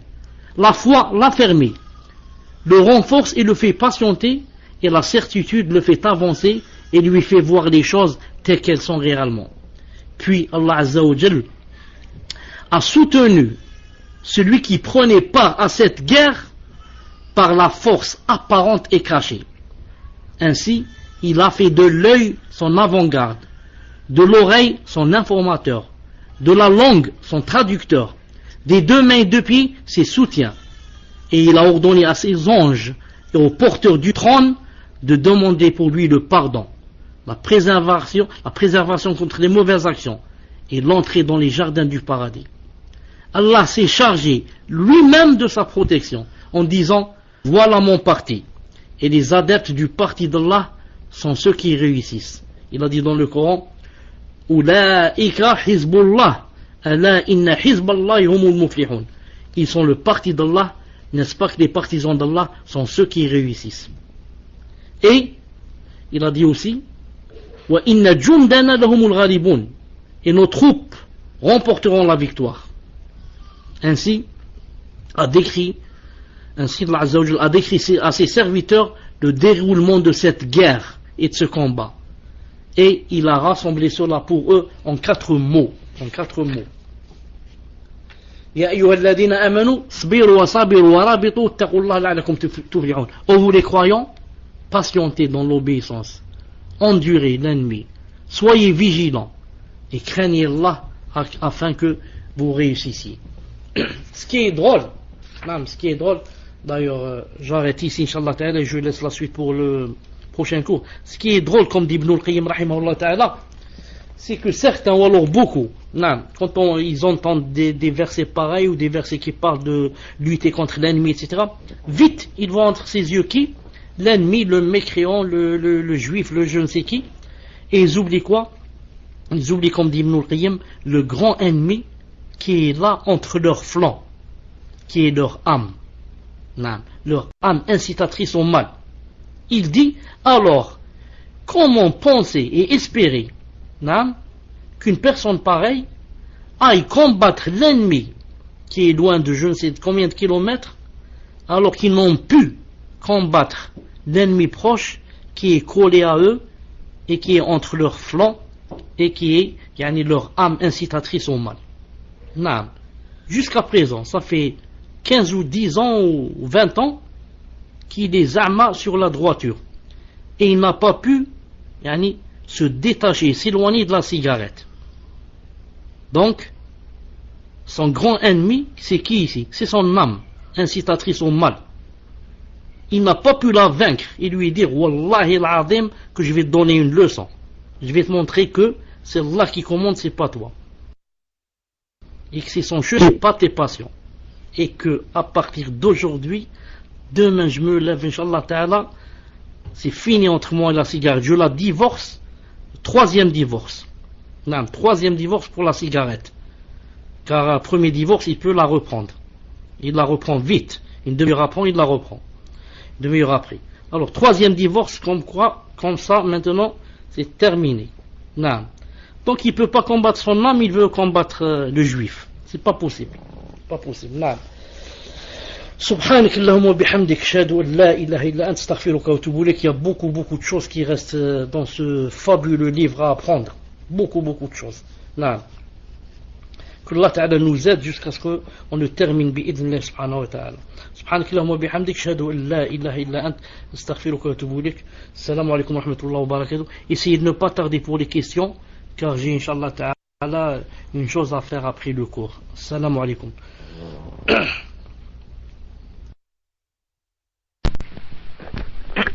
Assalamu alaikum wa rahmatullahi wa barakatuh. Est-ce qu'il y a du son? Est-ce que le son est clair, Inch'Allah?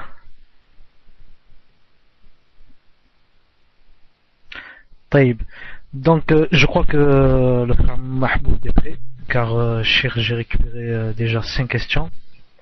Et je rappelle, pour les questions, je ne récupère que les questions sur le cours et d'un cours précédent, bien sûr, sur le mal et le remède.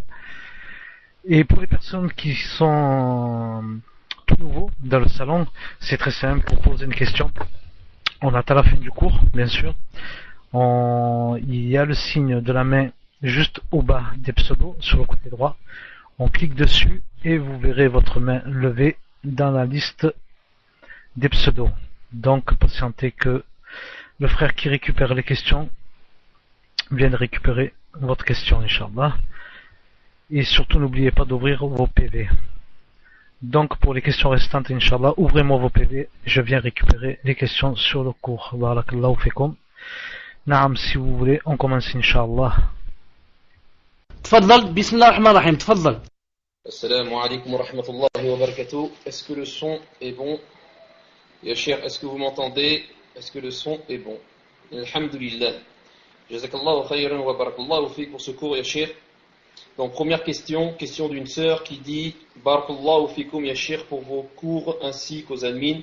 Ma question est la suivante. Depuis plusieurs mois, j'ai dans la tête des pensées qui me poussent à commettre des grands péchés, qui me poussent à faire du mal aux autres, alors qu'à la base, je ne suis pas du tout une personne comme cela. Je n'en peux plus, je pense que c'est shaitan, a'udhu billah, wallahu a'lam. Il me dit, ce n'est pas grave si tu fais un péché, même s'il est grave, Allah pardonne tous les péchés. Comment se fait-il, Cheikh, que le shaitan, a'udhu billah, est toujours en train de me tenir compagnie alors que j'essaye au maximum de me détourner des péchés, alors que j'essayais au maximum de me détourner des péchés, alors que vous avez dit dans le cours que ce sont les personnes qui commettent plein de péchés qui sont toujours accompagnées de shaitan. A'udhu billah. Tfadal ya Cheikh wa jazakallahu khayran.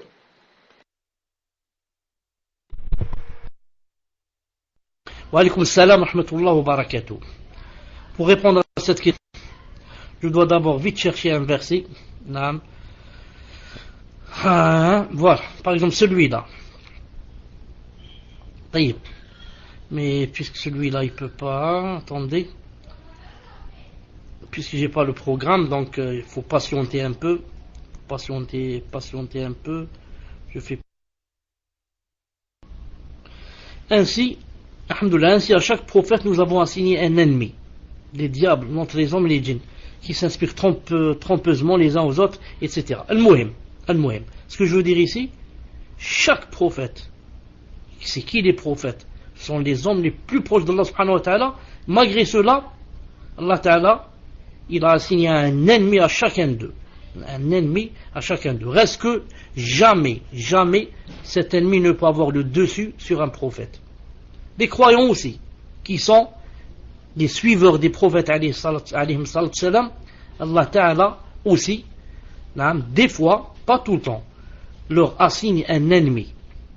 Et c'est pour cela que nous tous on a des ennemis. On a des ennemis parmi les djinns et parmi les êtres humains.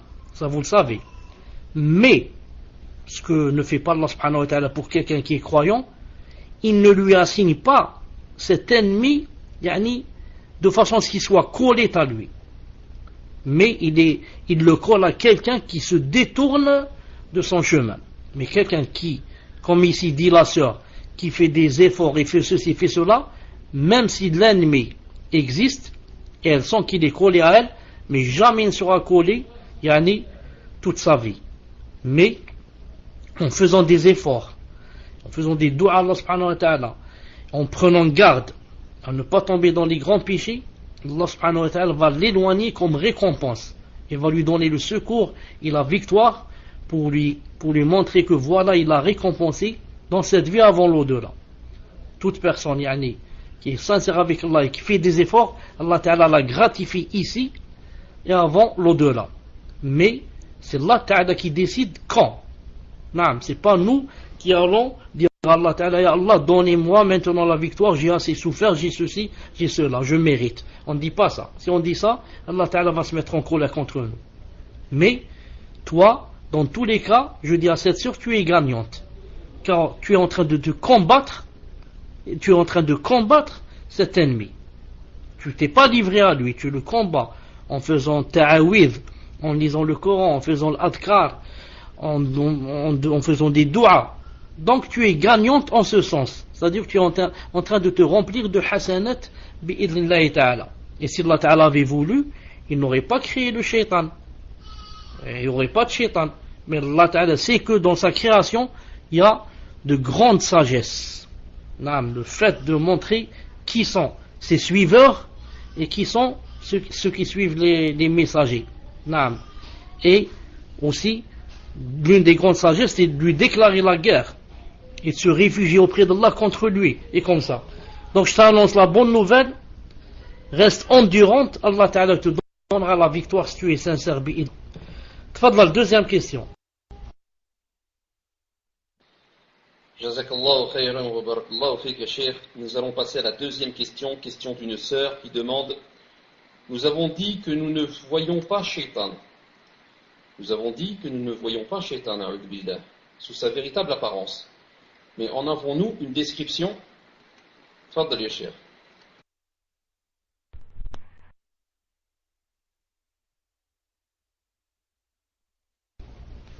Le prophète sallallahu alayhi wa sallam et même le Coran a cité le shaitan.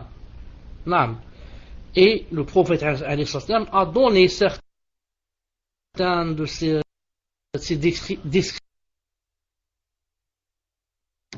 Il a une famille, il a des enfants, comme quoi il mange, il boit, comme quoi il urine, comme dans le hadith que celui qui se réveille pas pour salat subh, c'est Shaitan qui a uriné dans son oreille, donc il urine, et comme quoi il s'approche des femmes. C'est pour ça que quand le croyant s'approche de sa femme, il fait la doua. Bismillah, jannibna shaitan wa jannib shaitan ma razaqtana. C'est une preuve que si tu dis pas ça, lui il va faire la même chose avec ton épouse. Donc il s'approche des femmes. Et dans le paradis, Allah Ta'ala a dit, en parlant des femmes, des houris, il a dit lam yatmithunna insun qablahum wala jan. Il a dit, ces femmes-là, aucun homme ne les a touchées avant vous, ni homme ni djinn. Le djinn. Donc même le djinn, ça veut dire il touche les femmes. Donc, mais celle-là, les houris, il ne les a pas touchées. Et il lâche des paix, comme dans le hadith authentique, que lorsqu'il entend l'adhan, il commence à lâcher des paix et il s'enfuit. Il rentre dans les maisons, il fait beaucoup de problèmes.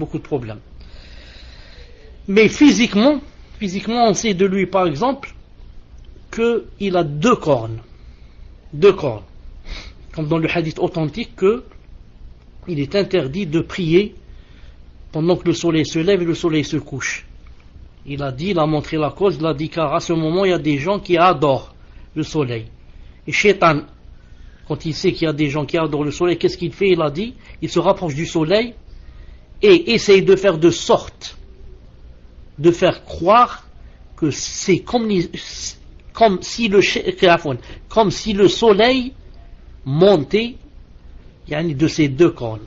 C'est-à-dire il rapproche ses cornes comme ça du soleil, comme quoi il fait croire que le shaitan vient de se lever de ma tête. Et la même chose quand le soleil veut se coucher, il descend comme ça ses cornes, comme quoi le soleil va descendre sur ses deux cornes pour se coucher. Wallahu ta'ala a'lam. Il y a d'autres beaucoup de choses que je n'ai pas citées, mais pour vous donner un aperçu sur le shaitan, wal'iyadu billah. Cheikh Rabi hafidhahullah ta'ala a dit, j'ai vu 2 fois le shaitan, mais pas sous sa vraie forme, bien sûr. Il a dit, j'ai vu comme ça des bébés, un bébé qui était immense, comme ça, presque comme un immeuble, ou là, tellement grand. Il a dit, j'étais avec mon frère, et j'ai dit à mon frère, tu as vu ce qu'on a vu? Il a dit, oui, j'ai vu. Il a dit, j'ai pas voulu parler. Donc, c'est possible qu'ils viennent sous forme comme ça d'animaux, sous forme de géants, sous forme de bébés avec des têtes géantes, mais j'ai dit sous sa vraie forme, si la personne le voit, elle risque de mourir sur le coup. طيب تفضل la troisième question inchallah. Jazakallahu khayran wa barakallahu fik Cheikh. Prochaine question d'une sœur, question numéro 3, qui demande ma question concerne le fait d'être associé dans les péchés. Est-ce que le fait de faire nasiha à une personne qui s'apprête à commettre un péché en la conseillant d'agir autrement pour éviter un plus grand mal est considéré comme étant une association dans le péché, sachant que du coup la personne va quand même commettre le péché et que je n'aurais fait que la conseiller de faire un péché de moindre gravité. Donc elle l'a conseillé, au lieu de faire un grand péché, de faire un péché de moindre gravité. Est-ce que cette personne est associée dans le péché? Tfaddal ya Cheikh.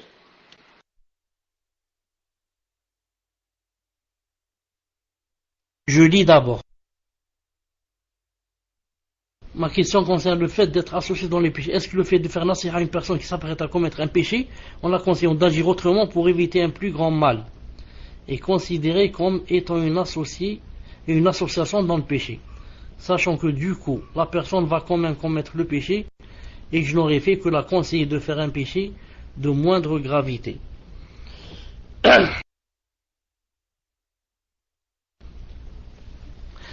Quand on conseille quelqu'un, si c'est possible de lui conseiller de ne pas faire le mal du tout. De ne pas faire le mal du tout. Pourquoi? Parce que c'est ça le but. Le but c'est de l'aider à ce qu'elle s'éloigne du péché. Mais si maintenant elle va être la cause pour que la personne diminue du péché, c'est comme on dit, c'est moindre mal. C'est pour ça qu'il y a ce qu'on appelle en islam faire le moindre mal.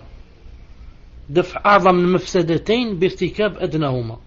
دفع أعظم المفسدتين بارتكاب أدناهما. Il y a en islam comment pousser le grand péché en faisant le moindre. Et quand on fait le moindre, c'est-à-dire que on a diminué quand même. Ce n'est pas celui qui boit de l'alcool. Ce n'est pas comme celui qui fume la cigarette, c'est un exemple.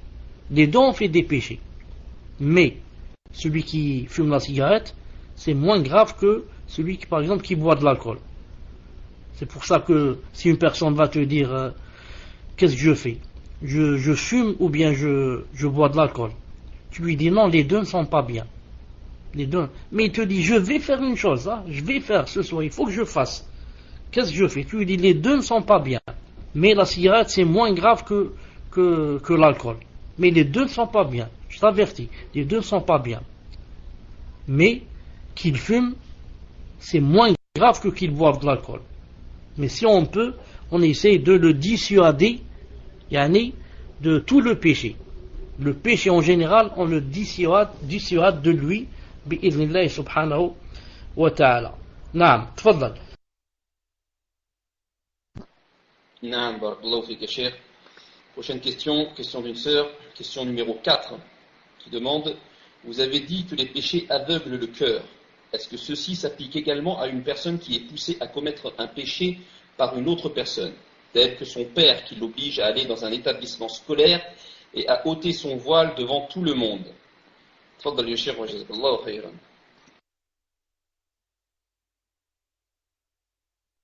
Ce qu'il faut savoir, c'est que quand on fait un péché et quand on est contraint de le faire, ça ne rentre pas dans notre cas. Nous on parle de celui qui fait le péché en le choisissant. C'est lui qui le fait de son propre gré. On ne parle pas de quelqu'un, on lui met un revolver sur la tempe et on lui dit bois de l'alcool. Car dans ce cas ça ne s'appelle pas un péché. Le péché qui se fait dans la contrainte ne s'appelle pas un péché. Pour qu'il soit péché, il faudrait que la personne le veuille et le fasse. Mais si on force la personne à le faire, ce n'est plus un péché pour elle. Et dans ce cas, si ce n'est pas un péché, ça n'aveugle pas le cœur bi'idnillahi subhanahu wa ta'ala.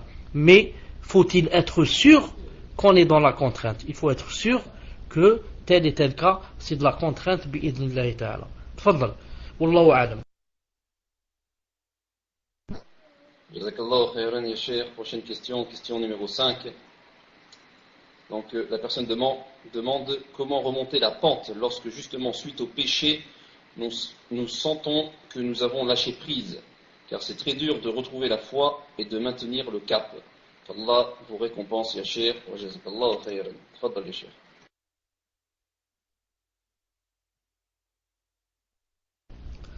Il a dit c'est très dur de retrouver la foi. Ah d'accord, de retrouver. Je croyais que tu avais dit c'est très dur de rester sur la foi et de maintenir le cap. Non. Je dis il n'y a pas un être humain qui se trompe pas. M'a dit le prophète islam, kullu bani adam khata'in khata'in tawwabun. Non. Une seconde inshallah ta'ala, une seconde téléphone. Regardez ce verset qui va venir, تذكروا إن الذين اتقوا إذا مسهم طائف من الشيطان تذكروا. شوف ce verset, barakallahu fik. Je cherche le zal où est-ce qu'il se trouve. تذكروا. J'ai pas trouvé comment on écrit zal. Zal, une seconde. Bon. Alors j'écris un autre mot, إن الذين اتقوا إذا مسهم طائف من الشيطان. J'écris طائف.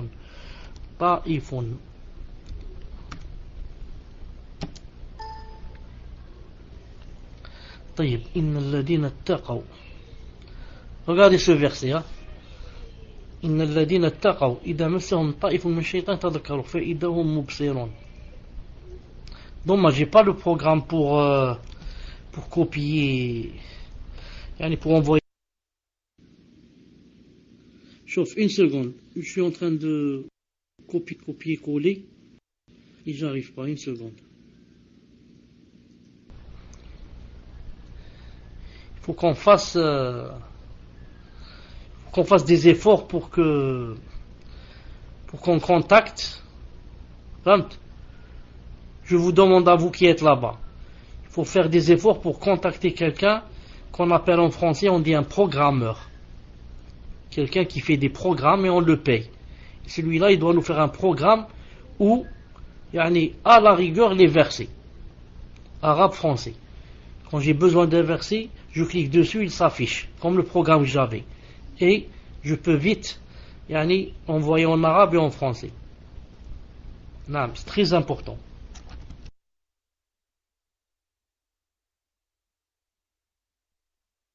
On peut le payer bi'idhnillah. Il y a des gens qui donneraient tout leur argent fi sabilillah. Tout leur argent fi sabilillah. Al-Muhim. Le verset a dit, ceux qui pratiquent la piété, ceux qui sont pieux, lorsqu'une suggestion du diable les touche, ils se rappellent le châtiment d'Allah et les voilà devenus clairvoyants. Inna alladhina attaqaw idha massahum ta'ifun min shaytan tadhakkaru fa idha hum mubsirun. Donc ceux qui pratiquent la piété, qu'a dit Allah Ta'ala d'eux? Il dit que quand même une suggestion du diable les touche, mais ils se rappellent le châtiment d'Allah et les voilà devenus clairvoyants. C'est-à-dire, dans un verset plus clair que je vais citer maintenant pour que vous compreniez mieux, car dans ce verset quelqu'un peut dire, oui mais ceux-là n'ont pas fait de péché, juste une suggestion, ils se sont rappelés. Je vais lui dire, tu as raison. Ça, ils sont devenus clairvoyants. Regarde le verset qui va venir maintenant. Non. où Allah subhanahu wa ta'ala a dit attendez, comment ça commence avec le verset? Une seconde. وَلَمْ يُصِرُّوا عَلَى مَا فَعَلُوا وَهُمْ يَعْلَمُونَ. لَمْ يُصِرُّوا, j'écris لَمْ يُصِرُّوا. يُصِرُّوا. Voilà. Alhamdulillah. Regardez ce verset par contre. Ce verset par contre. Très clair.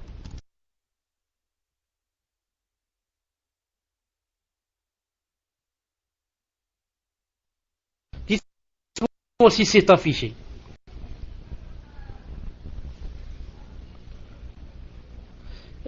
Est-ce qu'il s'est affiché? Alhamdulillah. Elle est à 135. Et pour ceux qui, s'ils ont commis quelque turpitude ou causé quelque préjudice à leurs propres âmes, en désobéissant à Allah Azza wa Jal, se souviennent d'Allah et demandent pardon pour leurs péchés. Ils demandent pardon pour leurs péchés. Ça veut dire qu'ils ont fait des péchés. Non. Mais quand ils ont fait, qu'est-ce qu'ils ont fait? Ils se souviennent d'Allah, c'est-à-dire se rappellent d'Allah subhanahu wa ta'ala et demandent pardon. Donc l'essentiel dans tout cela, ce n'est pas de ne pas faire les péchés. Ça, il faut ne pas faire les péchés. Mais l'essentiel, si on en fait, c'est pour ça que le prophète, sallallahu alayhi wa sallam, a dit dans un hadith authentique, il a dit que Allah subhanahu wa ta'ala a dit que si les êtres humains ne faisaient pas de faute, alors quoi? Il les exterminerait.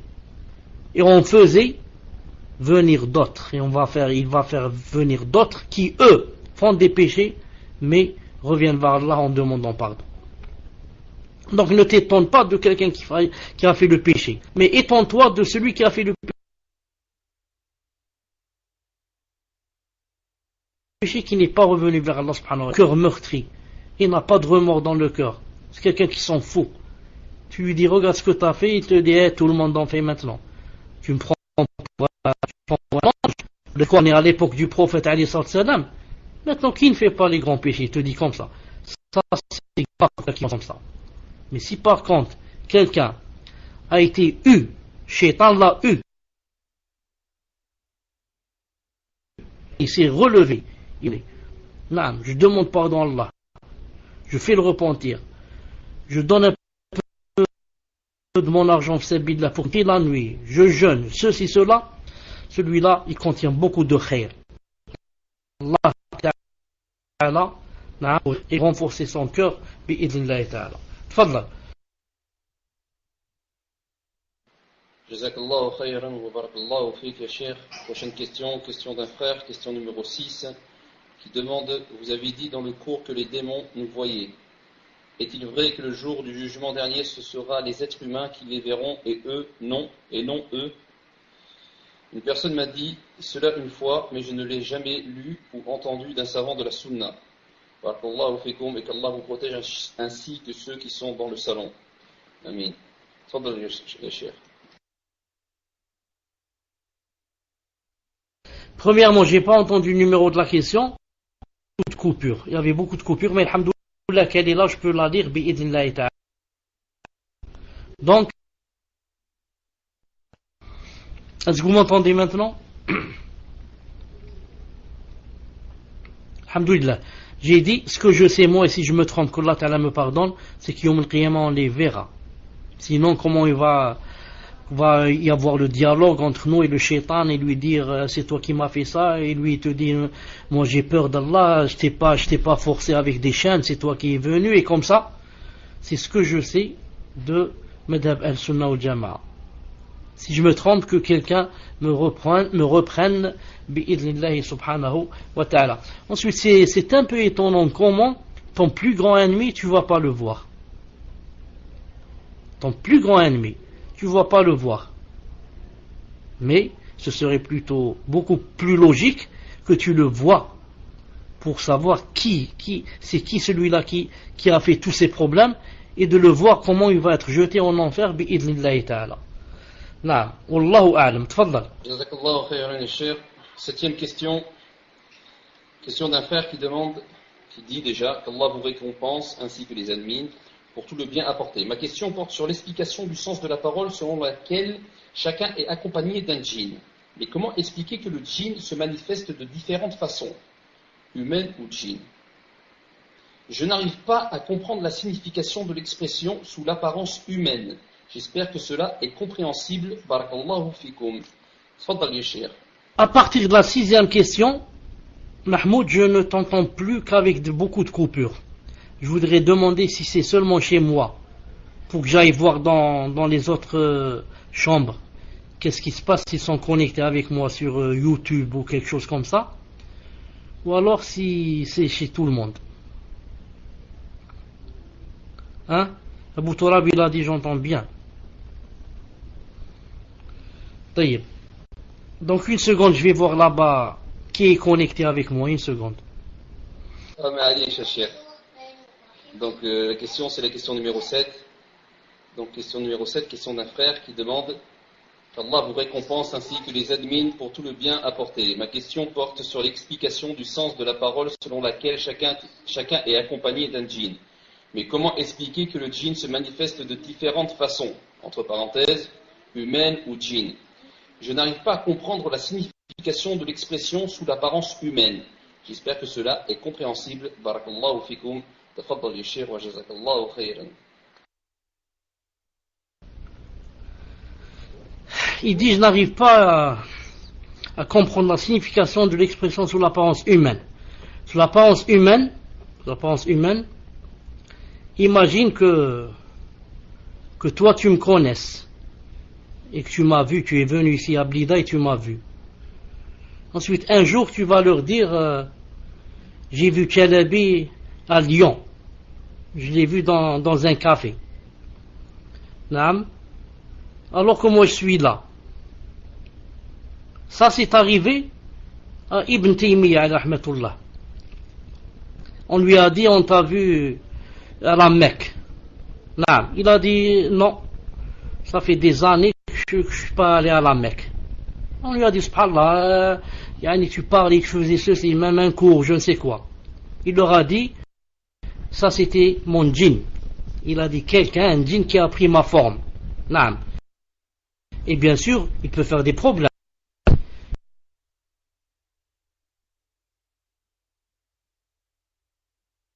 Il peut dire, voilà, je vais rendre des fois l'apparence de certaines personnes. Naam. Peut-être pour faire des problèmes, peut-être s'il est croyant là, pour faire quelque chose de bien. Allahu a'lam. Donc voilà ce qu'on veut dire par prendre une forme humaine. Il peut prendre une forme humaine et il l'a fait aussi au temps du prophète sallallahu alayhi wa sallam lorsqu'il la bataille de Uhud, naam, ou bien de Badr. Il s'est présenté sous forme humaine, sous forme de quelqu'un de connu, naam. Et ensuite le prophète sallallahu a montré que c'était un djinn, que le shaitan est venu sous la forme d'une forme humaine, comme Jibril alayhi salam, le meilleur des anges, qui vient sous la forme humaine aussi, lorsqu'il est venu parler dans le hadith où ils ont dit que un homme est venu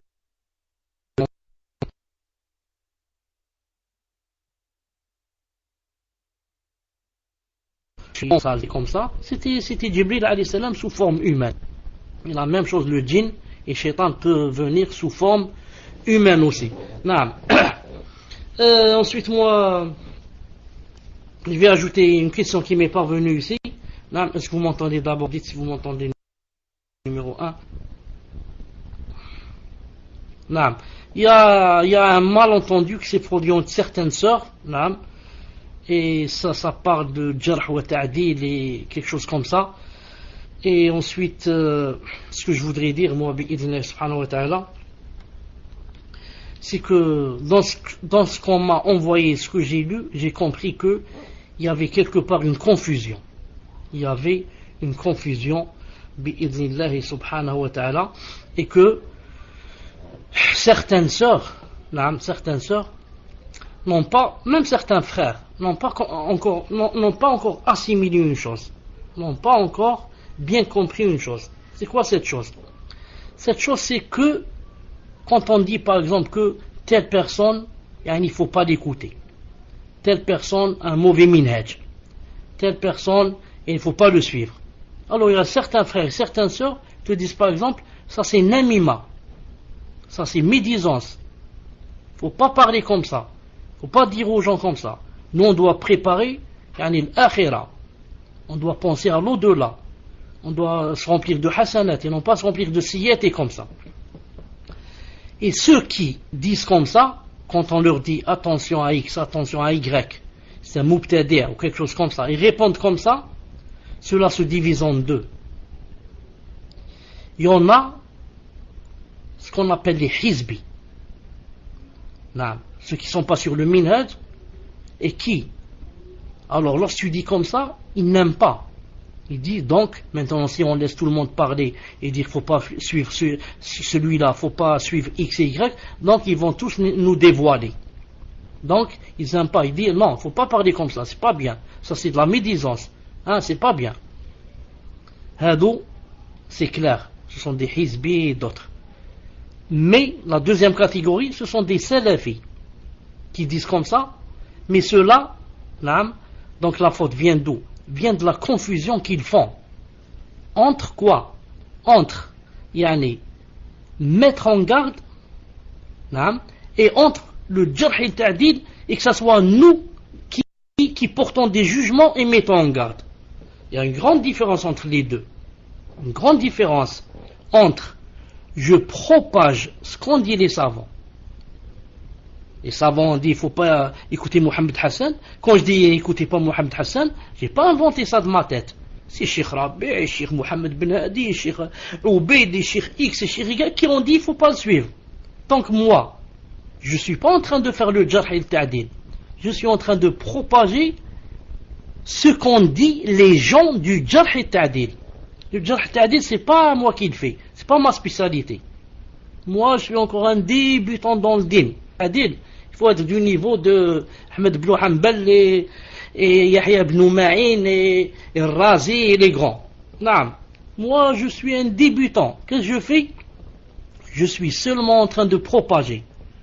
Et maintenant, si le fait de propager et dire les savants ont dit, il ne faut pas suivre celui-là, il ne faut pas écouter celui-là, si ça rentre dans la médisance et la calomnie, et c'est pas bien, et c'est la namima, alors le din est détruit.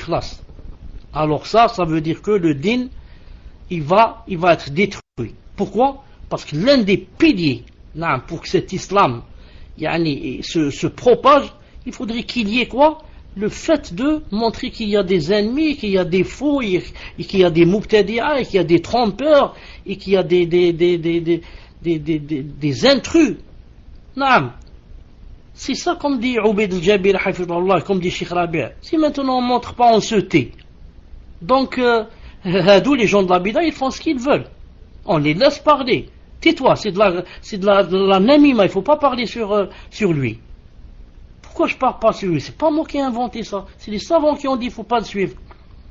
Le prophète, sallallahu alayhi wa sallam, vous avez dit la namima, c'est la médisance. Les deux, le riba et la namima. La namima, c'est le colportage, et la médisance, c'est le riba. Jazakallahu khairan. Ils vont dire c'est riba, tais-toi. Le prophète, sallallahu alayhi wa sallam, quand Hind, l'épouse de Abu Sufyan, est venue lui dire mon mari est un avare. Il ne nous donne pas ce qui suffit, etc. Il a dit prends ce qui te suffit, toi et tes enfants. Quand elle lui a dit c'est un avare, il n'a pas dit attention, tais-toi, c'est de la namima. Elle lui a dit c'est un avare, mais c'est pas la namima, parce qu'il faut que je vous dise que c'est un avare pour que vous me donniez un jugement, ya Rasulullah sallallahu alayhi wa sallam. Et quand une femme est venue lui dire, deux personnes sont venues demander ma main, Abu Jahm, et c'est qui le deuxième? Subhanallah, maintenant je dis oublié, Abu Jahm et Muawiyah, il a dit quant à Muawiyah, c'est un su'louk, c'est un pauvre, il n'a pas d'argent, ne te marie pas avec quelqu'un qui n'a pas un sou. Et quant à Abu Jahm, c'est quelqu'un qui frappe les femmes. Éloigne-toi des deux. Et épouse Oussama. Donc, en parlant de Muawiyah, il a dit c'est un su'louk. C'est un pauvre qui n'a pas un sou. En parlant d'Abu Jahm, il a dit quelqu'un qui frappe les femmes. Il n'a pas dit c'est de la médisance. Le prophète Samet, ce qu'il fait riba, il fait le riba, il fait la médisance. Ma'adallah. Mais il a dit je te mets en garde. Je te mets en garde, ne te marie pas avec ces deux-là. Ça c'est donc quelque chose de dunya. Mettre en garde dans la dunya. Attention celui-là, attention celui-là. Qu'en est-il maintenant le din? Celui-là il vient, il raconte n'importe quoi, il fait des bid'a, il fait des ridas, et je ne mets pas en garde, je me tais. C'est quoi ce din-là? Si je me tais et je ne mets pas en garde. Ça c'est au contraire, moi je dis au contraire. Celui qui se tait, c'est lui qui a les péchés. Celui qui se tait, et il sait que celui-là il ne faut pas le suivre, et tu laisses les gens écouter, tu as des péchés. C'est comme si maintenant il vient, c'est pas Jeffrey par exemple, vient Jeffrey, il va s'asseoir à la télé, je rentre dans la pièce, je trouve les gens, ma famille en train de les écouter, je me tais. Alors qu'il est en train de propager Sophia et d'insulter je ne sais qui, les Sahaba, et moi je tais, je dis, il faut que je leur montre, je dis, là, celui-là, il ne faut pas le suivre. Il ne faut pas le suivre. Celui-là, c'est un égaré, c'est un égareur. Et comme ça. Et quand tu parles, ça voit que tu es sincère. Là, tu défends le din. Tu montres les gens de la bid'a. Tu ne te tais pas. Et celui qui se tait, il dit, moi je parle pas, que chacun s'occupe de ses affaires. Moi, l'essentiel, c'est de m'occuper de mes affaires et de mes enfants. Celui-là, il est faible. C'est un croyant faible. Là, il ne défend pas, il se tait. Il peut avoir des péchés. Il peut avoir des péchés s'il se tait, et c'est que cette personne n'est pas bien, et que les savants parlent sur elle, et il ne montre pas, il se tait. Là. Mais il y a une chose importante, c'est quoi? Quelqu'un va dire, mais on a envoyé un Cheikh Bezmoul, Ahmed, c'est pas Ahmed, Mohammed, Hafidallah Ta'ala. On lui a dit, les femmes parlent dans le jarh et ta'dil. Est-ce qu'il y a ceci en mal? Est-ce qu'il y a un mal? Il a répondu, ce n'est pas l'affaire des femmes de parler en cela. Et je ne connais pas une femme parmi les salafs qui est rentrée dans ce sujet. Et la femme, à la base, elle est touchée par une diminution en raison de ses menstrues, etc., etc. Il a dit, ce qui la rend incapable de parler dans ce sujet. À la base, il ne faut pas que les femmes s'occupent de cela. Ce sera juste une science pour elles qu'elles suivent. Et la femme apprend ce qu'a ordonné sa religion, ce qu'elle a besoin pour l'adoration de son Seigneur, sa responsabilité vis-à-vis de son époux, ses enfants, sa maison, etc. Mais je dis, ce n'est pas comme ça qu'il fallait poser la question à Cheikh Ahmed Bezmoul. Parce que ici le Cheikh Ahmed Bezmoul, Mohammed, on lui a fait croire que donc les femmes sont rentrées maintenant dans le jarh ta'dil, c'est-à-dire que c'est elle qui donne des jugements. Elle prend les livres des savants, des rapporteurs, et elle donne un jugement. Elle dit, celui-là, il ne faut pas l'écouter. Celui-là, il est majrouh. Celui-là, il est critiqué. Ça, aucune femme ne l'a fait jusqu'à présent de nos jours. Ça n'existe pas. Et même nous, les hommes, on ne peut pas faire ça. Pourquoi? Il faut vraiment un niveau. Il faut être comme Cheikh Rabi et Cheikh Al-Albani pour pouvoir donner un jugement. Mais nous, qu'est-ce qu'on fait? Nous, on ne fait pas le jarh ta'dil. Nous, on suit les savants, ce qu'ils disent dans le jarh ta'dil, et on propage, c'est tout. Voilà la confusion qui se trouve maintenant chez ces gens et ces sœurs. Elles croient que si tu dis il ne faut pas suivre Mohamed Hassan, ça veut dire que tu as fait jarh ta'dil. Non, j'ai pas fait jarh ta'dil. Jarh ta'dil, c'est Cheikh Rabi qui l'a fait. Et Cheikh Oubaid, il a dit ne suivez pas Mohamed Hassan. Et moi j'ai transmis, c'est tout. C'est pour ça que, écoutez bien ce que dit ici Cheikh Mohammed Bezmoul, il dit, à la base, il ne faut pas que les femmes s'occupent de cela, jarh ta'dil. Ce sera juste une science pour elles, qu'elles suivent. Il a bien dit qu'elles suivent. Donc, nous on suit, c'est tout. On suit ce que disent les savants. Donc attention à ce qui dit il ne faut pas faire de jarh ta'dil. Qu'est-ce que ça veut dire il ne faut pas faire de jarh ta'dil? Qui fait jarh ta'dil? Personne. Ce sont les grands savants qui font.